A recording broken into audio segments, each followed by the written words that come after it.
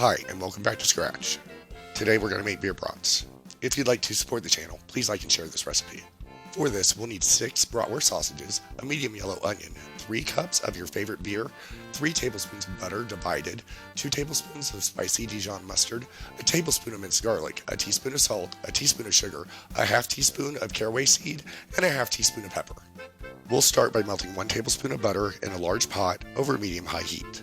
Once the butter is melted, we'll toast our tablespoon of garlic and half teaspoon of caraway seeds until fragrant, about 2 minutes, stirring frequently.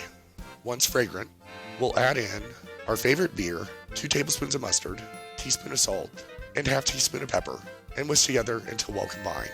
Then we'll bring this mixture to a boil. While we're waiting on our beer mixture to boil, we'll go ahead and peel our onion and slice it vertically. Once our beer mixture comes to a boil, we'll reduce heat to medium-low and add in our bratwurst and our onion. We'll allow our bratwurst to simmer in our liquid until cooked through, about 12 minutes. During the last few minutes of simmering, we'll melt our remaining 2 tablespoons of butter in a skillet over medium-high heat.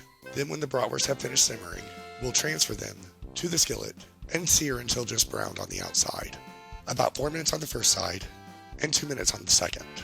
We'll leave the onion to continue simmering over medium-low heat while we sear the bratwurst. When our bratwurst is finished searing, we'll move them to a plate. As soon as the bratwurst finishes cooking, we'll strain our onions before returning them to our pan over medium-high heat.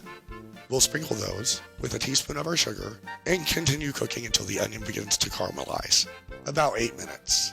We'll serve our bratwurst, topped with our caramelized onion and other choice of condiments on a bratwurst roll. And remember, if you like the content, please subscribe.